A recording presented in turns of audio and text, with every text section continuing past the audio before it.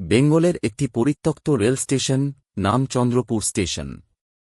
বহু বছর ধরে সেখানে কোনো ট্রেন থামে না। স্টেশনের প্ল্যাটফর্ম ভাঙাচোরা, লোহার বেঞ্চগুলো মরচে ধরা, আর চারপাশ জঙ্গলে ঢাকা। স্থানীয়রা বলে, সন্ধ্যার পর কেউ ওখানে গেলে আর ফিরে আসে না। এক সন্ধ্যায় গ্রামের ছেলে অমিত বন্ধুর চ্যালেঞ্জ নিতে স্টেশনে যায়। প্ল্যাটফর্মের মাঝখানে দাঁড়িয়ে সে জোরে বলে, কোথায় তুমি, ভৌতিক নারী? আমাকে ভয় দেখাও যদি পারো। ঠান্ডা বাতাস বইতে শুরু করে। গা ছমছমে অন্ধকারে দূরে একটা কুয়াশার মতো ধোঁয়া জমতে শুরু করে। হঠাৎ অমিতের সামনে একজন সাদা শাড়ি পরা নারী হাজির হয়। তার লম্বা, উড়ন্ত চুল, চোখে লাল আগুনের মতো দুটি। সেই মহিলার চেহারা হাড়ে মোড়া, ঠোঁট নেই, শুধু কঙ্কালসার দাঁত। তিনি বললেন, কেন ডাকলে আমাকে? আমি এখানকার অভিশপ্ত আত্মা।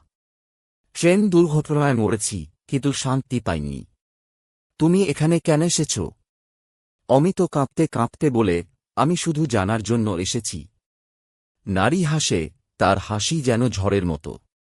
তুমি ফিরে যেতে পারবে না। যারা আমার অভিশপ্ত ভূমিতে আসে, তাদের আত্মা এখানেই রয়ে যায়। এরপর অমিতের চিৎকার শোনা গেল, কিন্তু তাকে আর কেউ খুঁজে পেল না। সেই দিন থেকে কেউ আর চন্দ্রপুর স্টেশনের নাম মুখে নেয় না। রাত হলে দূর থেকে স্টেশনের ভেতর থেকে ভৌতিক মহিলার করুণ সুর শোনা যায়। মানুষ বিশ্বাস করে সে তার পরবর্তী শিকার খুঁজছে।